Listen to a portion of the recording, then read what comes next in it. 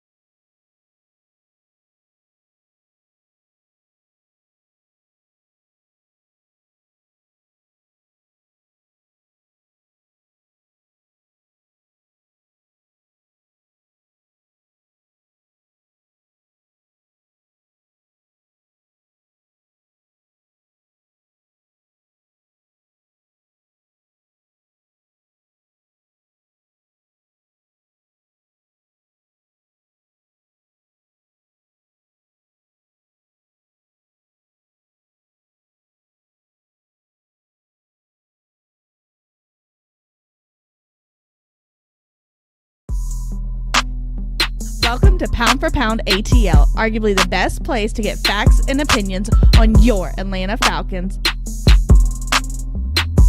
And absolutely the best place to get your opinions in. The guys are here, the chat is ready, and the conversation starts now. What's going on, football fans? It's me, J.R. Clark, and we're back live in the Pound for Pound newsroom. As y'all can see, sorry, we just decided to have a little bit of fun. We finally got Mikey with a green screen, so we felt like we were going to bring Mikey and them and Toby and Jimmy live from the stadium. As y'all can see, I'm back here at home base trying to hold it down. Oh, man, Jimmy, what you got, brother? It's your boy Jimbo Dean, a.k.a. Jimbo Slice, a.k.a. Jimmy Obama. And you can call me any one of those you want. But please do not call me no New Orleans Saints fan. And Terry F. and Arthur Smith, welcome to the building. The game has now begun. Big Mike, what's up, baby? Hey, man, this your boy Mike Dub. And this week I feel like a kid at a candy store because I'm not tailgating anymore. I'm actually in the stadium, and it's as nice as I thought it was going to be, you know. I felt like the kid that was, just eating slabs of ribs. But, you know, I found out this week that I actually get to go in the stadium and eat stadium food. So I'm looking forward to seeing what that's like. So what that means is we got us another week. Oh, Toby D. It's good to see old Toby D. What you got for us? Hey, man, we need to hit that Fox Brothers up because you know that's up in the stadium. So once we get done with this, man, we can hit that Fox Brothers up in there and get us some smoke wings. That's what I love to eat when I'm up in there. Yeah, those smoke wings ain't no joke, dude. Oh, they ain't, that's I have come to like enjoy those more than your traditional deep fried wings. You know, a couple years back, the missus got me a smoker for the house, and yeah, that during the summer, yes sir, we hook it up like that. So I like it. Like I said, as y'all can tell, it's not much on as far as like I don't know what you would call like actual news. I don't know. It is a news week, I guess you could say. It's not a game week. That's what I was going for. It's definitely a news week, so therefore we are in the news station in the newsroom here. And we finally got our full-time DC. The rumors were true. Arthur Smith did end up hiring Dean Pease, pulled him out of retirement. Now that says a decent amount about us or the organization, right? This organization that nobody wanted to be a part of and that wasn't attractive was able to land the coach that everybody wanted to interview, and they were able to pull a DC out of retirement that also had an offer to go back to the Tennessee Titans. Yep. So maybe this team isn't as bad of a perspective or bad of shape as the media would like you to believe, right? So now the questions are going to come up, and as they're already coming in with Marcus Watson asking if you think if we think we're going to convert to a 3-4. Now, technically speaking, that's what Dean Pease runs. Like, he runs a base 3-4, but he plays nickel at a higher clip than even Dan Quinn did. So that may be 3-4 in name alone, but we'll get into that. And also for the folks who are listening up, that's what the Falcon Eye View will be about tomorrow. I do take a closer look at Dean Pease's scheme. Can't wait to see that. Can't wait to see. All the way around. And so, if y'all, want better answers on that, just tune in tomorrow evening. But anyway, so do y'all have any of the opinions of the other guys that have been announced? I know he brought in his son, which is probably the reason why he came to Atlanta, if I had to be honest. They probably said, yes, you can bring your boy. But I don't think that's a bad thing per se. But some of the other names that have been added is, what's his last name's Bush. What is his name? Frank Bush. That's it. Frank Bush, linebackers coach. Charles London, quarterbacks coach. Dwyane Ledford, offensive line coach. And they kept Danny Bryer as an offensive assistant.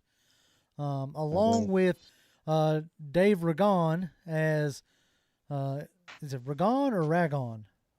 Ragone? Anyway. I don't know. Y'all know how good I am with names. Anyway, you got Dave Ragone as the offensive coordinator, which is title alone, if we want to be real clear here.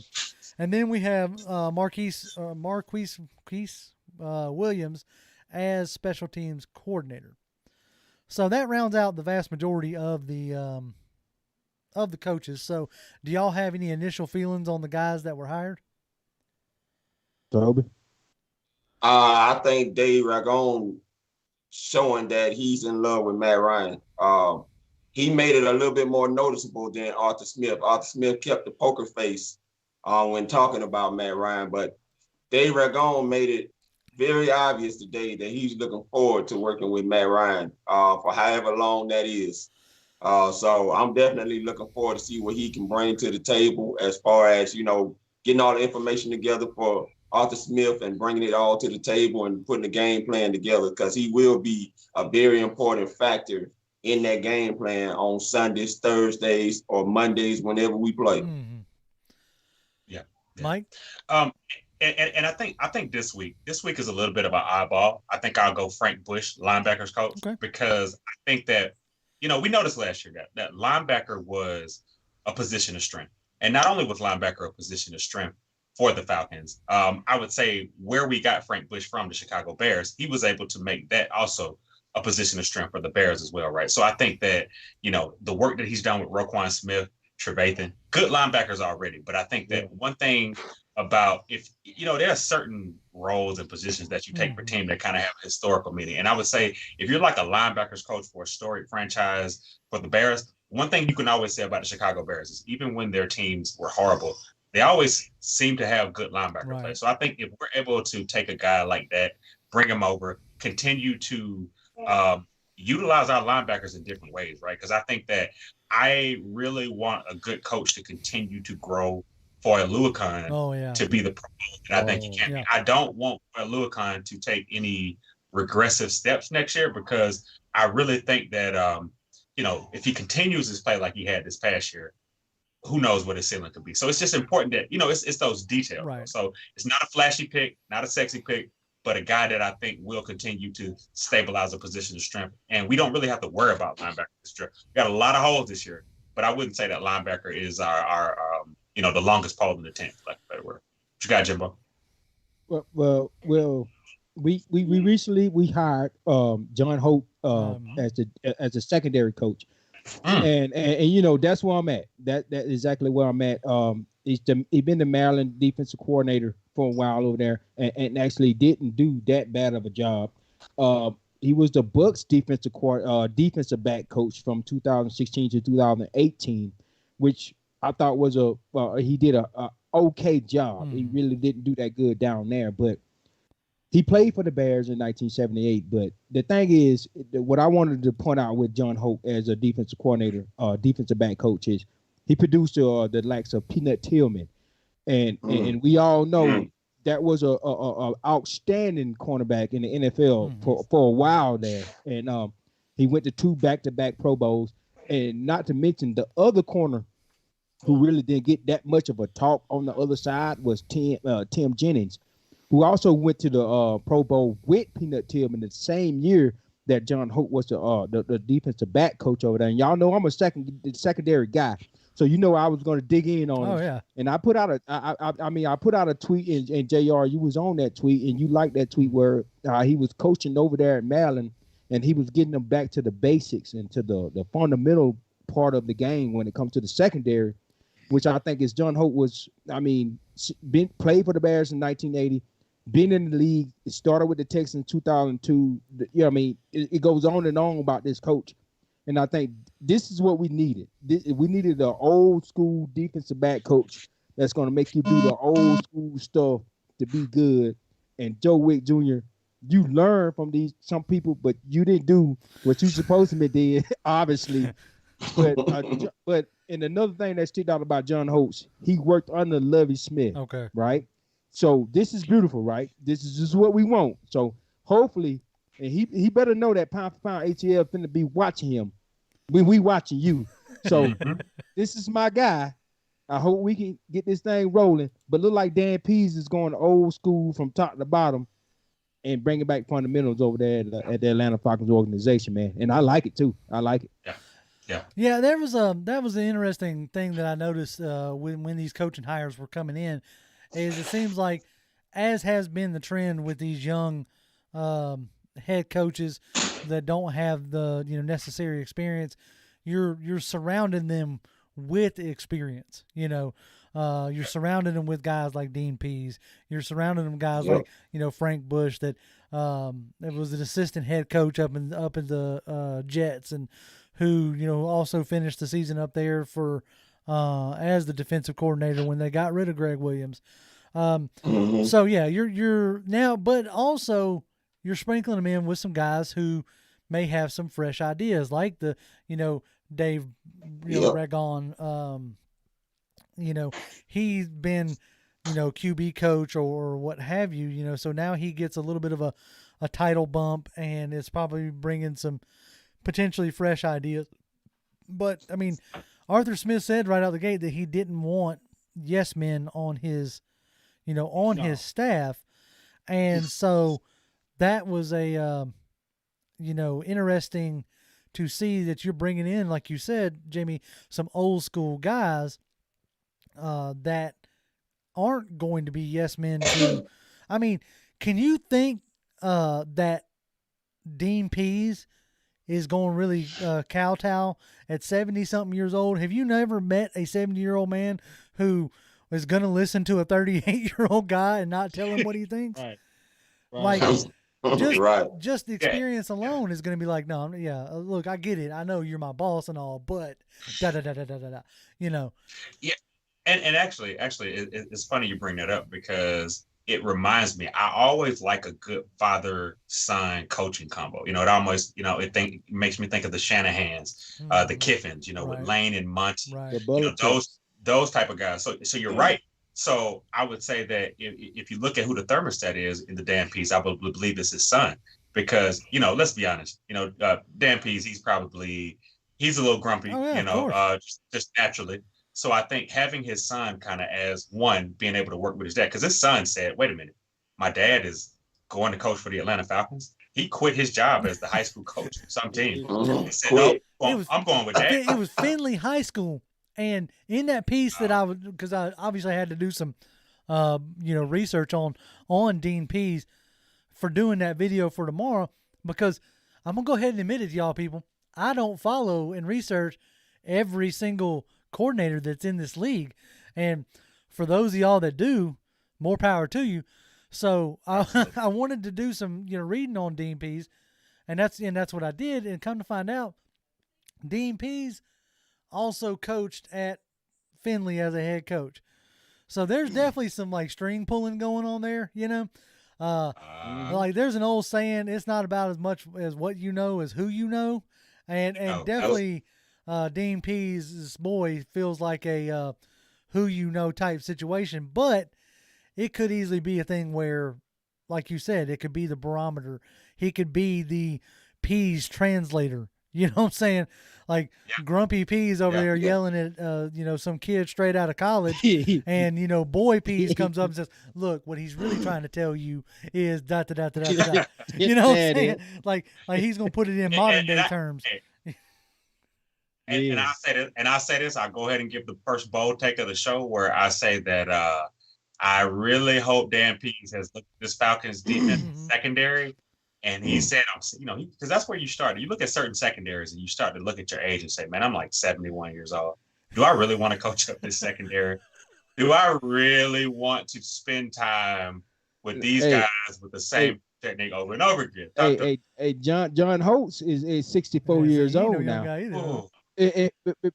But before you get into the chat, JR, real quick, I want to go to Toby real quick. Toby, I need you to get your...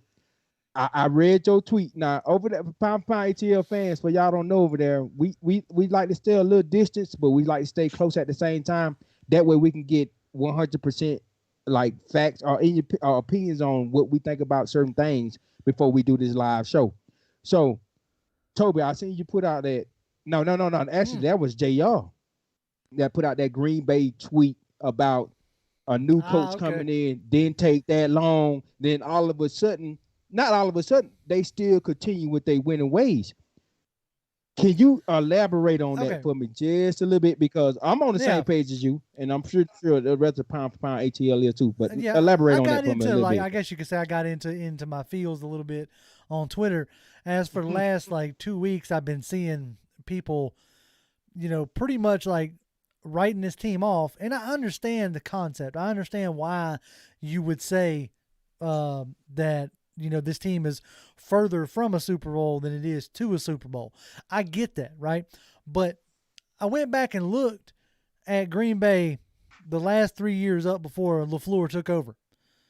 And their record, they never got to 8 wins. Okay? The last 2 years or last 2.5 years of McCarthy, and then a half a year of Joe Philbin, right? It was like it was 6-9, 6-9-1 or something. 6-9-1 on 1 year, 7-9 on the other year. And then LaFleur comes in. Now they loaded up on free agency, which is something that Green Bay doesn't typically do. But the first year of Matt LaFleur, 13-3 NFC Championship game. The second year of Matt LaFleur, 13-3 NFC Championship game, and only one of their draft picks from this year actually played in that game. One. AJ Dillon. There you go. I love that. I love it. Sir. And quick question, JR. Where did LaFleur coach at right before he coached at for the Green Bay Packers, if you don't mind me asking? I believe that would be the Tennessee Titans. And so, absolutely. But you see what I'm saying? Like he was in Atlanta to absolutely discount and say that this team isn't going to do anything before we have the draft, before we go into free agency at all. As the roster is currently constructed, you're saying that this team is going to do nothing without taking a look at what the new brain trust is going to do. I think is just a little premature. Now, am I saying this is going to be Green Bay? Because as the chat is pointing out, David M. says Green Bay did not have cap issues. I get it. I'm not saying that we're going to roll into free agency and just sign everybody. I understand that. Like I get why people are down. And if you want to pin me down and point a gun at me and say, all right, JR, which one is it? Is it bottom feeder or Super Bowl? I'd be more confident saying bottom feeder. But I'm not willing to just, turn my back on it and walk away without seeing what they're going to do. So, that's my thoughts there. Right. Well, Toby, go ahead. Well, I'm going to say this. It's all going to depend on how Arthur Smith can quickly turn around that culture there, because it's quite obvious that these guys got too laid back and lazy. I remember watching one of the games where they had just lost, and the next day I'm watching Julio Jones and Younghoe Koo, and they're playing some kind of kickball game, after they don't lost. And I don't like seeing stuff like that. I remember Mike Tomlin when one year they were losing, and Mike Tomlin went in there and snatched all the games out. Like, y'all not gonna be playing games on my watch while we up in here losing. Y'all need to get this thing serious. And all of a sudden, everything just turned around and they won, made the playoffs. And I couldn't agree more, Toby D, because if you really look at it, right, and it goes to what JR is saying, and I can't say this enough, but we lost a lot of close games. And to be honest with you, we slipped out of a lot of late games because of mentality, because that 28-3 permeated. That's my word, permeated. Like again and again. And we lost a lot of games with mentality. It's almost like as soon as the quarter hits 4, everybody's anxiety just kicks up a notch. So where I think Aruthr Smith, and again, of course, the chat blow up, if the differentiator is that no nonsense accountability, hopefully will permeate in the fourth quarter and we finish these close games. Right. Let us all right, we're gonna kick off chat with Stu the Pepperhead. Tipped us $10. What's up, Steve? He said, "Can you please set the record straight that MR2 needs to be the QB for at least another season for cap reasons and for personnel reasons? Stay healthy, God bless, and rise up." I'll set the record straight. And that's what I've been saying the whole time. Regardless of what y'all think, do it, JR. Like, okay, I can't guarantee, obviously. Short of a miraculous trade, Matt Ryan is your starting quarterback 2021. You're not cutting him and walking away from somebody at $40-something million dead cap.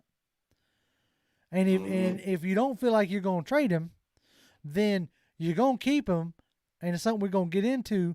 You're going to try to make it better for him, okay? Because the man is 36 years old. All right. As the reports have been coming out that Stafford wants out of Detroit, right? And why you, JR, why are you bringing up Matt Stafford? Because he's only a year younger than Matt Ryan, and teams are already interested. And he ain't no better than Matt Ryan, okay? Right. The different style, sure, get in that bag, but JR. he ain't no better. Yeah, they friends for a reason. They friends for a reason. Tell them, JR. All right, let's jump into chat. We got Jaden Sheffer says, "What's up, fellas? What's going on, Jaden?" Coleman Gillian says, "Rise up." That's what we are attempting to do. Ghost Pepper says, "What's good?" Hey, what's good? You know, that's right. Up, Ghost? God blessed us with another day. That's what's good. So, that's Iron good, Mike says, "Feeling good about this new staff," and then he said, "We're crazy." I think he's talking about we're crazy because of our awesome new digs. You know, we forked out the money, got us a studio, and we're trying to keep it real. No, I'm just kidding. Yep. And I'm in the stadium. Look, right, that's right. I mean, we had to pay for that access. You know what I'm saying? Get you three in the stadium in a COVID environment. Yeah, we had to pay for that access. Look, no expense left unturned for you people. That's what I'm trying to tell y'all, okay? Yes, sir. Well, Jamal05 says, "What's up, fellas? Dope setup. Rise up." I think everybody's liking the goofiness. They liking the setup. They loving the setup. Andrew Bateau says, "What's going on, fellas? Rise up. Love the new setup." Toby D, nice to see you back, fam. I think everybody is glad to. Hey, thank y'all for showing Toby D some love on Monday and commenting and viewing his video on his think tank. Yes. We'll be putting those out regularly. I don't know about every Monday, but regularly. So, as long as y'all are enjoying it, we're going to keep feeding y'all what you want. Let's see. Marcus Watson says, O-line coach got a good history. He was an OC at Louisville, wasn't he? So that's interesting. He was he was the offensive line coach there that put out that guy that got drafted by the Jets. Whatever his name was. Becton, yeah. There you go. Okay. There you go.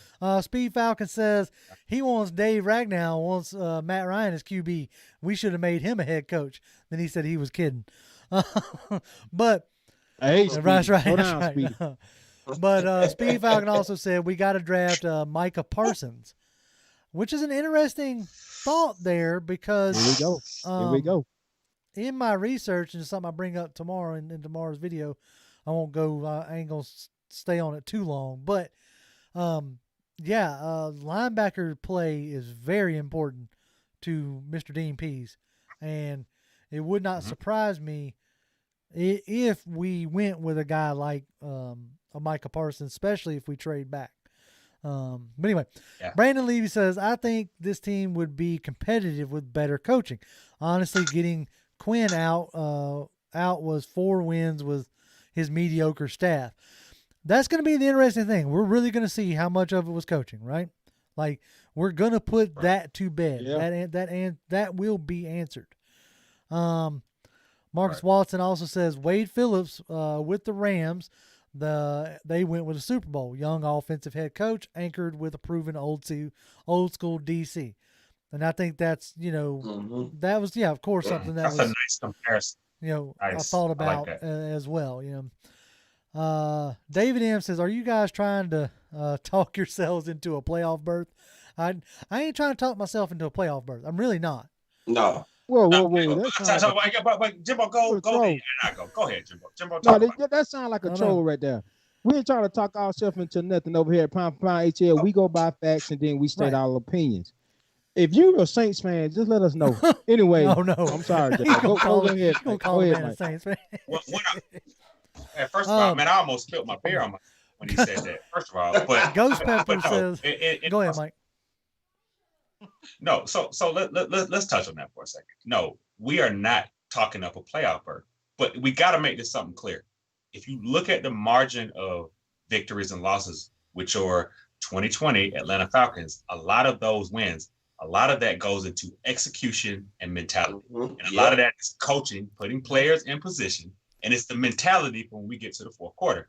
If we have coaches that are able, Dan Pease, that's why we're talking so much about Dan Pease, that are able to put players in position, then I would expect for us to win those games that we lose, only because the players are in better positioning. And if we draft some cornerbacks that are not corners converting to safety, that's the sidebar.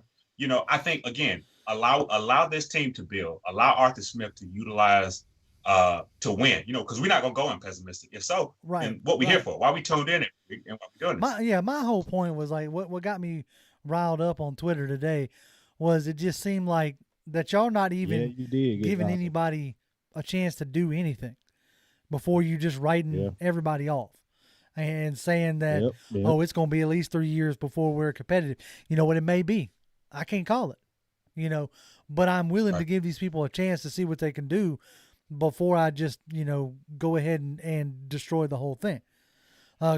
Ghost Pepper says no more small defensive tackles and defensive ends playing defensive tackles like Kaminsky and the likes. Pease had stout linemen everywhere he went. Yeah, it's going to be really interesting to see what happens to some of these Dan Quinn players. You know what I'm saying? Yeah. Well, actually, Jared, question for you. That triggered a question for me, though. Now, the one guy that I think is the biggest wild card on the defense, what do you see? And maybe it's too premature. If it is, we'll say, hey, we'll table it.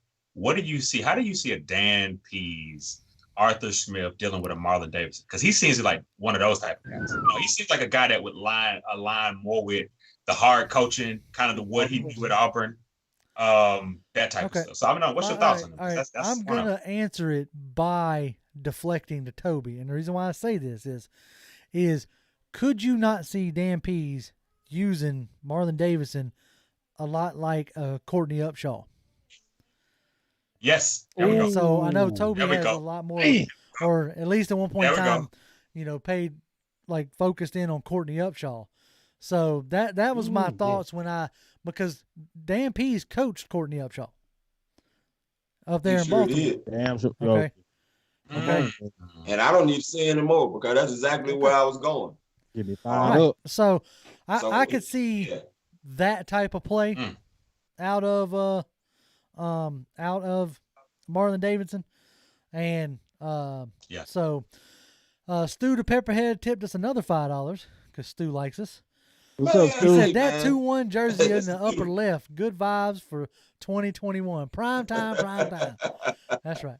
Yes, sir. Boy, Stu, man, he tipped us another $5. Come on. Stu, you on fire tonight? No, we ain't on fire. Stu, you on fire. He says, Stu says, trade back, collect picks, fill holes. That's my mantra, but I understand the we may never be here again crowd. I mean, I get it. I really do. Yeah. Don't think I don't. But David Absolutely. M., your supposed troll, says, "That's right, Toby, which is why I love what the coach said during his presser, I'm not your buddy." So, yeah, that was, he's that accountability. Adam Holloway says, Okay. "Man, Toby, what a point. Good shit. Accountability is huge." And yeah, that's what I Yeah. like. Yeah. If Arthur Smith can truly come in and be a no nonsense, he ain't got to be like, foot breaking off in your behind kind of coach. But if he can be a no nonsense and truly holding people accountable, because I think if there's one area where I really felt like Dan Quinn failed, it was probably that. Because all his all his players wanted to play for him, but they didn't play for him. Does that make sense? No. Like you could see it, you could hear it in their voice, but the accountability was not on the field because it did not show. Right? Let's see. Right. Yeah. Go ahead. See, I like what Terry Fotnenot said about establishing a culture in the building. When you walk in there, you already know what the environment is going to be. And I'm telling you right now, I'm not even a player for Arthur Smith, but I'm already scared of my boots. Because just looking at it on paper, you already see the respect and the presence that these guys he's already engulfed around him are already going to guard him when you come in there. It ain't going to be no joking. Let's get on it. Let's execute, and let's get this ball rolling. And I ain't finna pat you on the back after you just gave up a 4th and 15 on the field when we could have been off the field. No, this ain't happening. And matter of fact, Toby D, great point. Listen to Julio Jones talk about football. Listen to Arthur Smith talk about football. It'll get you fired up because those two guys that go about it the exact same way. As a matter of fact, they have finally found a coach to match the way Julio Jones goes about the game. No nonsense, not a lot of fluff. Let's go out there and play. I ain't got too much to talk about. You know what we here to do. And we can get back to the chat, JR, but I'm going to ask all three of y'all that. Do we need that type of atmosphere? Do we need that type of culture? Do you think we'll run off players if we get that type of coach? Do y'all think there's always a possibility, right? There's always a possibility that, remember a few years back with Rashid Hageman, right? Yeah. Like you had Brian Cox getting all up in his grill, so on and so forth, and there was reports coming out that he just couldn't handle it, right? And same thing with Beasley, like that he just couldn't handle hard coaching. Same thing. So, can we run off players? Sure. There's a double-edged sword on all that, right? We have now seen like what the buddy coach does for you in a Dan Quinn, right? The brotherhood. Right. We're gonna get the SEALs out here to lift logs, and all this other stuff, which is, it was fine, but it just didn't translate onto the field. I really felt like the guys, had each other's backs, for sure, but it just didn't translate out on the field. So I will be interested to see that's why I was trying to say what a no nonsense coach will get you. Not a hard ass. I'm not necessarily talking about a hard ass, but I'm talking about just a no nonsense who sets an expectation and then holds you to that expectation. So JR, let's do the dirty dozen real quick. Let me alley-oop off of that. Let me take the alley-oop off of that and say when we all watched football last Sunday, and you look at the coaches, you look at Gettleman, you look at Andy Reid, you look at LaFleur, you look at a lot of these Arians, you look at these guys that are still left. And to be honest with you, these are guys that, they just want to win over everything. Let me tell you something. Tom Brady is as Tom Brady as ever. Bruce Arians had no problem calling him out when he didn't fit into what Bruce Arians asked for him to do. So ultimately, you got to look at it like that. Like, Dan Quinn, it felt good, but my God, was it good for us? Let me tell you something. We take this back to dating. Hey, how many people have, like I said, they're not good for you. Like, it's like, great, we're awesome together, but you're not good for me. So ultimately, we need who is good for us because that's how you survive. That's how you live. And I think that's no difference with this team, this organization, and an owner who still wants to win right now. Marcus Watson says, "Man, please stop trashing Quinn. No one was saying that when we was winning. The issue was offensive play calling." All right, look. Oh, hey. Go ahead. No. Oh, go ahead. You go ahead, JR. I'm about to blast. Okay. You go ahead. As far as that statement goes, I'm gonna go ahead and call it. what I'm bashing Quinn about is the running of this team. I'm not talking about like coaching while we were winning. I get that, dude. I get that. What I'm talking about is firing Sarkisian, replacing him with Dirk Cutter, firing Marquand Manuel and reinstalling himself. These are bad decisions. Those are the things that led to him being fired. Those are the things that led to a fan base souring on the, T-shirt quote having, coach that we had, right? Those are the things that that make you step back and look at it and go, okay, what was the reason for our success?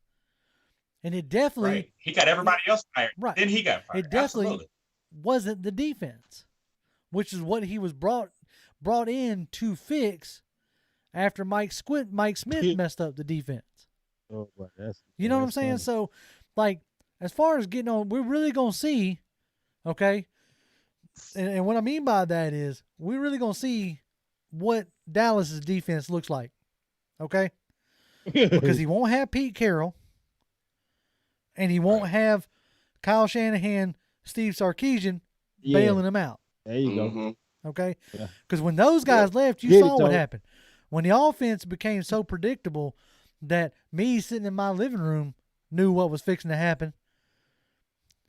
Hey, and we know your blood pressure through the roof. We can't afford that, JR. So you need to slow down on that. Dean Pease, JR. We're gonna see. We're gonna see. Yeah, now, slow look, down, JR.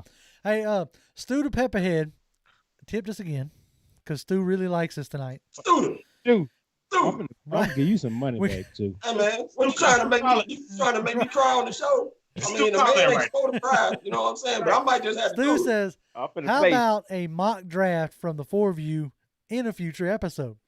That's something that we thought about maybe doing. We do the draft house on Saturdays.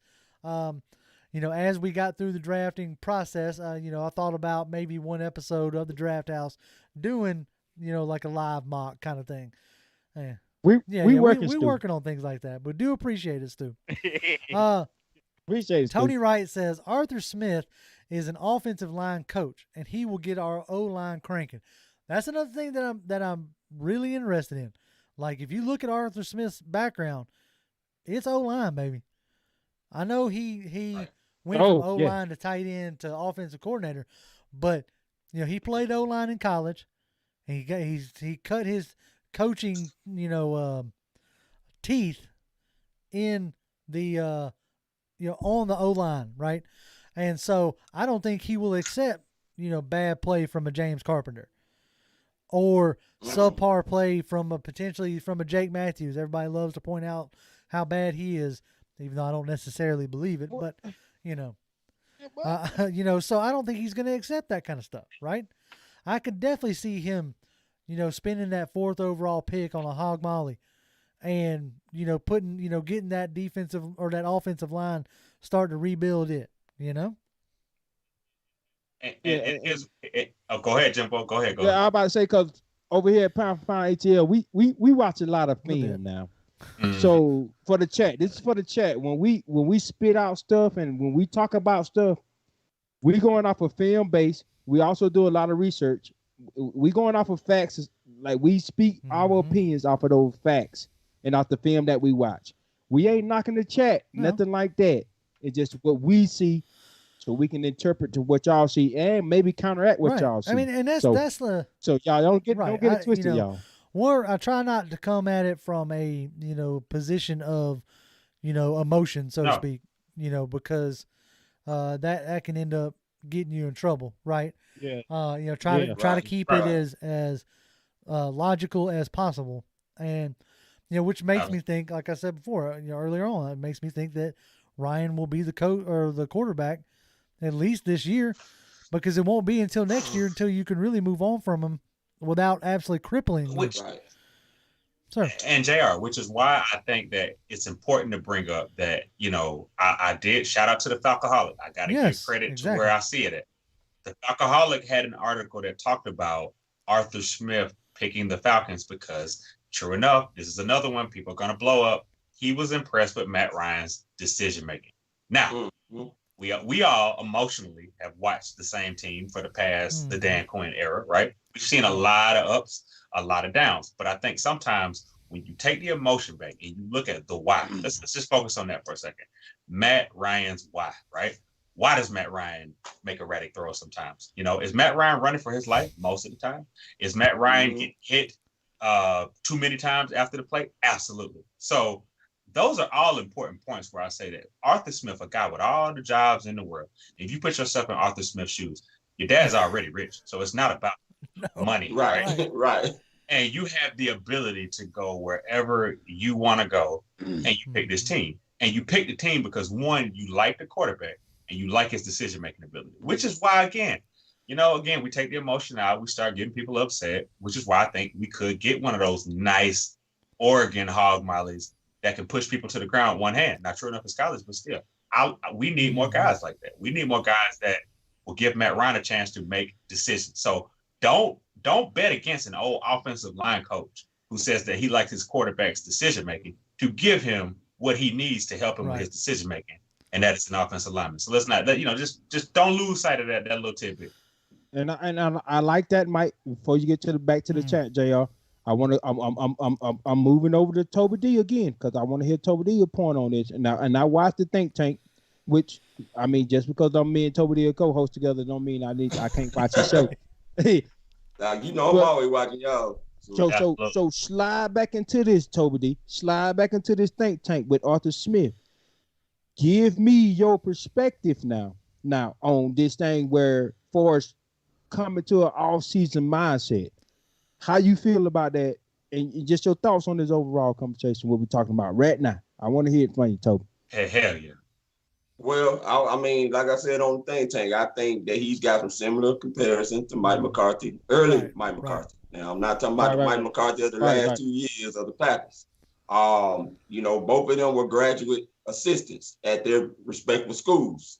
Coming out, both of them offensive coordinators at their respective NFL teams before getting hired on at a young age. Mike McCarthy was 42 when he got hired on with the Packers. Okay, and when he came on here, he had Brett Favre for at least 2 years. They went to the NFC Championship the second year of Mike McCarthy's tenure there. And he also had a 31-year-old wide receiver at the time, Donald Driver. Right. He's got a 32-year-old that he's coming here with in Julio Jones. Now, Donald Driver had a great year that year, the first year under Mike McCarthy at 1,200-something yards. So the similarities are very well there, and that's the reason why I said that he's projected that he could bring more division titles, because it starts there first, fellas. We hadn't won a division in a long time. We've had a serious drought there while we watched the Carolina Panthers win it 3 years in a row, and we sit here and watch New Orleans win it 4 years in a row. Now, you can say what you want to say. They get the NFC and they fold. Yes, that is true. But you at least want your team to be able to be in a position to get a chance to play for a Super Bowl. And we haven't had that in quite some time since 2016. No, you're absolutely correct. Good job. That's a great point. You're absolutely correct. It starts with the division. And flat out right now, we are in prime real estate to take back over control of the division. You got Matt Rule, who is still trying to assemble his team. You have New Orleans Saints are still waiting to see what Drew Brees is going to do. And, they're in cap hell as well. If heaven forbid the Buccaneers win another Super Bowl. Anyway, there's a possibility that, that terrific Tom could walk off into the sunset. Get it, JR. So you're right. We could be right back in the thick of it and looking like, the NFC East in a sense that didn't look like nobody wanted to win that one for a while. Before the Washington Redskins finally cemented it. Hey, put Matty Ice in that division and watch where it go. I ain't finna go there though. I'm sorry. Go ahead, JR. There's a lot of different things that you can do, in the draft or whatever, or in free agency, and that's why, like I was saying, my impassion earlier on Twitter this morning, as I was heading to, I had to go. I tell you what I was doing today, and I almost took a picture, but then thought it'd be a little too corny. But I had to drive up to Nashville today to make sure that Arthur Smith had collected all his stuff and brought it back down. I appreciate that. I had to go double check for him. Right. Appreciate it. Yeah, Right. appreciate So, that, JR. I was my company's got a job site up there, and so I was up there delivering some stuff, and I kind of chuckled. I was like, I should go to the stadium and take a picture and be like, make sure you ain't forgotten nothing, Coach. I'm here for you. You know. Yeah, Coach. Got you, Coach. Right. That's right. Right. Headaches. But no, I'm very curious to see what Smith is going to do. What as far as how is he going to address the deal of the cap, like, and Fotnenot, like, what is Fotnenot going to do as far as cap space goes? I mean, you can free up. I think I saw a tweet earlier today saying like something like you can free up $17 million by letting Ricardo Allen walk, cutting Dan Bailey, cutting Carpenter, and I think cutting Mack. Okay, which was Right. sir. So JR, one thing about it. I think this is a good time for us to freeze and talk about something right now, which is another reason why I do not think these Falcons are ready to lay down. Because you might have heard rumblings, if you news and film geeks like we are, you might have heard that the Falcons were trying to poach another one of those guys from the dirtiest stadium in the NFL, the New Orleans Saints, and that was the something. You talking about the cap doctor voodoo wizard guy down there? The cap doctor, voodoo right? doctor. Yeah. That means they're trying to wheel and deal. This is not a team that says, "Yeah, let's rebuild." No, let's get the voodoo doctor, the cap voodoo doctor, to do some cap voodoo and make us work. Because one thing that the Falcons have noticed from their interdivision rivals with the dirtiest stadium in the NFL is that they have made the most out of what they had, right? And I think that ultimately, especially from a cap sample, because we look at the Saints cap situation a lot of years, and it's just laughable. Like, oh, they won't make it work, and they make it work. Y'all remember when they signed Jairus Byrd? Now, granted, they ended up being a bad signing. But they had like no money under the cap whatsoever. And like you saw those reports coming out. Oh, well, Jairus Byrd is interested in the Saints. I was like, well, good luck. I mean, what you gonna do? Take $5 to go play? And then they signed him to a ridiculous contract. And I'm just like, it makes no sense, right? Right, exactly. You're saying it right. It's the credit card system. Eventually, that does come pay due. Yes. But go ahead. I'm glad you mentioned that though, JR, because you hear Terry Fotnenot saying that they're going to build his team the right way. And that could mean it could take some time, but instead of trying to win it all now, you want to be able to win multiples and triples in the future. And that's what the New Orleans Saints have been able to do. They learned a lot from that Jairus signing too, because they never did that again. No, not like that. They didn't. You're right. Right. They started trying to build through the draft more than anything else. That's a great point. No, yes, and we're gonna get back into the chat here in just a minute, but yeah, I mean, he could take those lessons and think to himself, okay, I don't want to do that here, and I'm not saying that he should, and I'm absolutely not advocating for the credit card system here. You know what I'm saying? Because that eventually does come due, right? And it's going to come due sooner rather than later. But that's my first one where I'm like, oh, we gotta watch old Terry F. Baby. Oh, Terry F. Baby, a slick guy, man. He was like, well, hey, look, I got a guy. I know a guy. He's good with the cap. I know a guy. He's kind of good with the cap. Y'all might want to check him out. We tried. He did it long enough, though. Okay, we're gonna jump back in the chat. Brandon Levy says, I wouldn't mind that big back from UNC. He's a punisher. Are we talking about Javonte Williams, or are we talking about Carter? I just watched him not too long ago, and I like him. Like if you can't pull Najee Harris, people watch the videos. Yes, if we can't somehow luck into Najee Harris, that Williams kid, I'll take him all day long. All day long, twice on Sunday. Twice on Sunday. If you're a Miami Hurricanes fan, you still have nightmares of this guy. He still is running through your nightmares. Anyway, Donk. I'm not even going to attempt that. We're just going to call him Donk 812.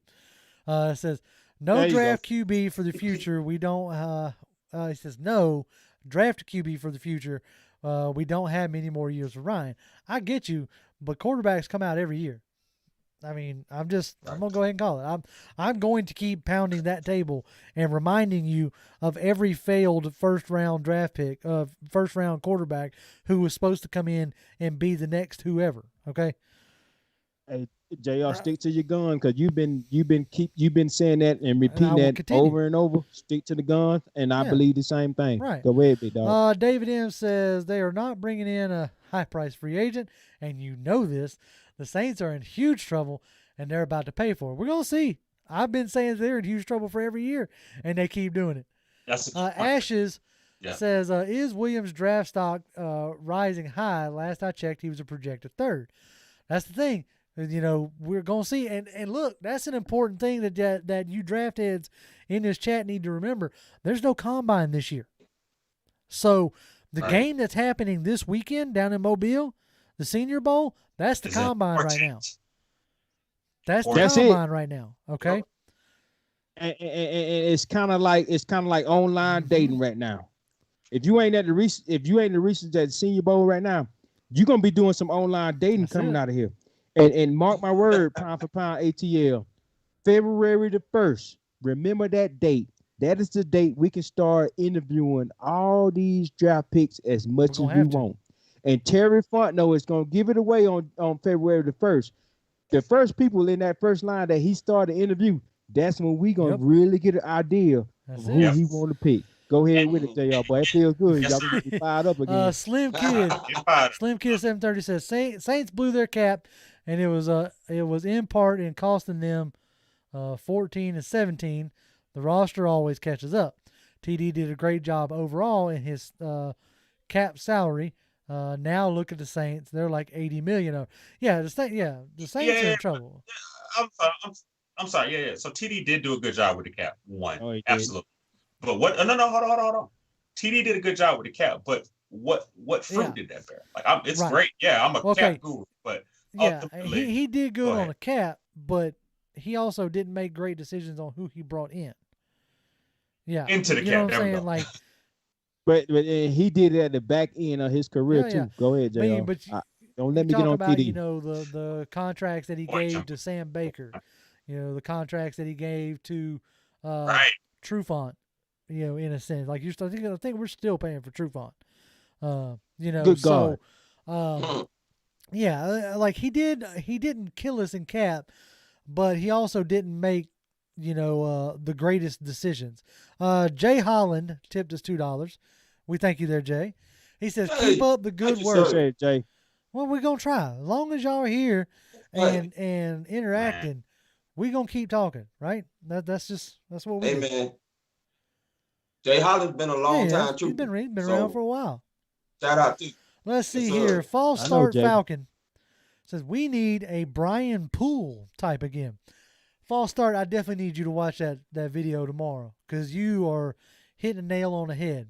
I think that DeQuez Denard, could blossom into a major star on this defense if they elect to bring him back. So that is interesting. Which was supposedly Brian Poole replacement for Brian Poole end up being the best dime and nickel cornerback in the NFL following leaving the Atlanta Falcons. And that's why I said to that point, that's why you'll never strike gold like that again. I mean, not again, but it's hard to strike gold with a Brian Poole as an undrafted free agent. That's another. Well, it's like a Grady Jarrett in the 5th round. That just don't happen, so to speak. Let's see here. Somehow they got talking about Alvin Kamara. Kamara started his. I'm catching up on this chat. Like, why are y'all talking about Alvin Kamara? Anyway, Brandon Lee says we need a free safety more than we need a corner. I agree. We need an active free safety. I'll. Ooh. Okay. Oh. So wait. Let's freeze. Let's get cold for a second because this question for me is like it's a passion question and it's the Jimbo Slice. What do we need more right now? House. Do we need more of a free safety or corner? Because it's a precursor to draft house, and we're gonna touch it. But I just know that like I can't talk about it unless I give it over to Jimbo Slice. I know he feels a certain type of way about it. Talk to him, Jimbo. And at the same time, on that other side, you got Sheffield. And please don't forget about Sheffield at the same time.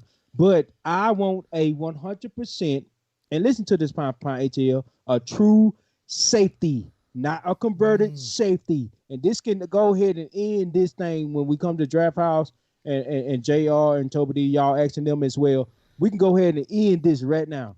We need a true safety that played safety throughout his career in college, not a converted corner or defensive back. And JR and Toby D and Mike, we all are on that same page as of we talk right now. I've started looking into a gentleman out of TCU, Trevon Morhe. Oh, yes, sir. Come on, JR. Come on, JR. I started. You're preaching. You see us in church. We're in church right now. Well, I started doing what I do every year, right? One of my favorite draft guys, whether y'all like him or not, I don't know. But one of my favorite draft guys is Daniel Jeremiah of the NFL Network, formerly of the Baltimore Ravens. And I think he also did scouting for the Philadelphia Eagles as well, I think. But he is very smart, in my opinion, on his draft assessments. And he finally put out his top 50, which is a really good, if y'all haven't went and read any of that, he puts it, he just lists players, regardless of position, whatever. It's just player at, and the first safety on his list was Trevon Morhe. And so I know that more than likely Ricardo Allen is gone. So, also as it stands right now, the Keanu O'Neal is not under contract. So the only safety we have under contract, to my knowledge, is Jalen Hawkins. Yeah, and it ain't DeMonte. And listen, has anybody mentioned DeMonte KZ's name? Like everybody just forget about this guy. Like we're gonna need a safety, you're right. He's right. And so, if you look at a trade down scenario, Jeremiah has Trevon Morhe around about the Washington Redskins area, which I think was the team that y'all used in your trade down scenario on Draft House. That's why we used it. That's why we used it. And that was something that caught my attention. Okay. So I took a little bit of time and looked into Morhe. I like the way the kid plays, for sure. I like his coverage ability. Yeah. I like his open field tackling. And so, if they decided to pull the trigger on a Morhe, as long as it's a trade back scenario, I wouldn't be opposed to that at all, right? So and I think I can see Dean Pease using a guy like Morhe he could run. You know what's crazy? It could be one of the times you could see a defense ran through the safety because he's a tone setter. Every now and then in the NFL, you get one of those free safeties that when a guy fills the alley, he fills the alley and knocks the guy all the way out. You need a guy that can do both, right? It's hard to get a guy that can do both, But he's one of those guys that he likes to hit it up here. He don't like to hit it the leg. Keep going. Did DPs run through Ed Reed and okay? I just stay right there. Go ahead. Well, you got Ed Reed, you had Eric Waddle, you had then you got Earl Thomas, and then you also had out there in Bird in Tennessee. Jarris Bird. Boyer. That's it. That cat out there in Tennessee, Pease made him look famous, or made him famous, right? It's like, if we're trading back, I'm trading back for, somebody like a Trevon Morhe. Or if you trade back in the upper teens and pick up a Michael Parsons, somebody who is very versatile at the linebacker position. But, it's the and then somebody else is talking about love the Ducks, but Holland doesn't have y'all touched on Javon Holland on one of the draft houses. Yeah, he'll be there in the third. Okay, so he'll be there in the third. Don't worry about it. He's late round, or late. Wait. But it's one guy that I want to talk about, and to be honest with you, it's a precursor, because when we talk about that combine that you Falcons fans need to get familiar with right now, this is almost a precursor to Jab House, but I'm gonna give it to you right now. Richie Grant, you better learn about him. Out of UFC, because or UCF. Listen. Yeah, I said that last show. you said it. Jimbo said it. He brought him to my attention. And they said that not only is he one of the best players at position, he's probably the best overall player that they've got. They're just a gambler at safety.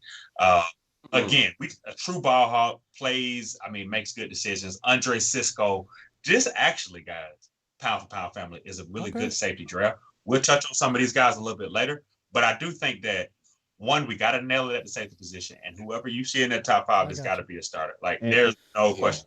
Richard Grant being top rated at the Senior Bowl right now. Yeah, that Senior Bowl NFL Network. Anyways, yeah, Toby, what's your thoughts on that Senior Bowl, Toby. Man? That's huge this year.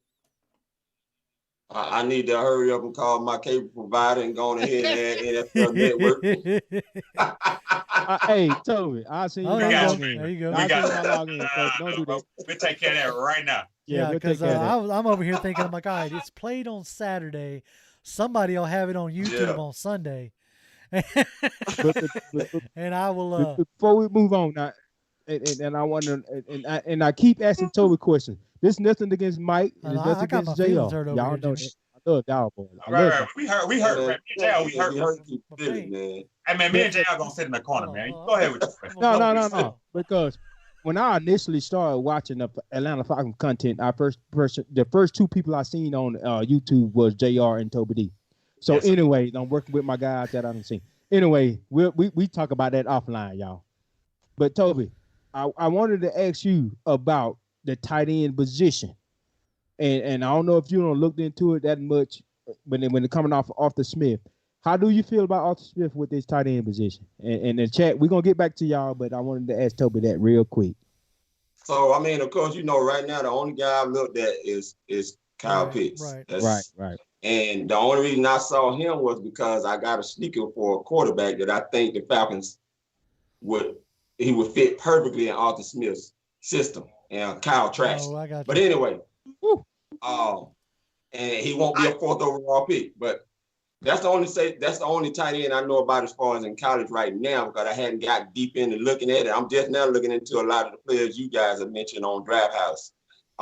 As far as the tight ends that we got on this roster, it's like JR said, they need to get used to blocking again. I think they got very lazy with that. And, Hayden Hurst got excited about coming here, catching a lot of passes, running up the stats and stuff like that. But I think Dirk Cutter allowed them guys to get real laxed over here. And Arthur Smith's system, everyone has to be able to block. There's one thing I noticed, in my research, because I heard everybody's all like talking about Janu Smith and Anthony Fisker and all these other guys. And I was like, okay, cool. Maybe we'll, get some tight end action going on. Well, not exactly sure why they were necessarily talking about those guys. Not that they played bad, but the stats definitely didn't match the talk. But you got to be a willing blocker. I'll tell you that flat out. I saw that with Janu Smith and Fisker. They got the ball going down close to the red zone, and they can definitely were used as mismatches, but they were out there to open up lanes for Derrick Henry first and foremost. So y'all give me about 2 weeks. I'm gonna be up on these draft. We got time. Draft ain't till the end of April, right? We got a long way to go on all this stuff. Hey, I want to step in real quick for on Twitter for old Fred Butts. Look here, Fred Butts. Katy Perry is not going to date you, Fred Butts. Anyways, let's move on to the next thing. Go ahead, that's going to be the debate leading up to the draft, right? Is, do we stay at 4? Do we take a QB? Do we trade back? Every scenario is on the table, right? Flat out. Yeah. And some of the tells that you're going to see if leading up to the free agency in March, if you start seeing guys get contracts reworked, that's going to let you know a lot, okay? Two main candidates from reworking contracts are Matt Ryan and Julio Jones. Same thing with Grady Jarrett and Jake Matthews. Yep. This is going to let you know what these coaches and what this front office thinks about these players, right? So that's where I'm at there. Well, gentlemen, we done it again. It's up over an hour. Oh, Well, that's That it. time? Already. We got our bonus, our 5-minute bonus. we in the bonus time. Y'all got that one for free, right? Last question. Genuine Music says, "What do y'all think about Alex Leatherwood? Isn't he an offensive lineman out of Alabama? I think he the clip I saw today. He was getting worked by a pass rusher. I can't remember the name of the pass rusher. No. That was the Deontay Brown you talked about. The Leatherwood's the left tackle. So I was looking at it wrong. Really I got good. you. So Deontay Brown is that big left guard that we was talking about. He got worked, but Leatherwood been laying down the Leatherwood. You hear me? So go ahead, All JL. right. Well, last question from Tony Wright says, question for Toby D. I heard that the Titans center Ben Jones spoke with Aruthr after their playoff loss that he heard Alex Mack wouldn't be re-signed. He'd love to come play in Atlanta. Look, if they can figure it out, I'm fine with it. I want a more than competent center, okay? And y'all say, oh, well, JR, we drafted Hennessy. Okay, fine. That was a different regime. I can't do nothing about that, right? So it is what it is. Over here, Brandon Levy says, keep Ben Jones. He's soft. I don't know much about Ben Jones, is all I'm saying. But I mean, he's a Georgia guy. He's a UT guy. But I'll tell you this flat out.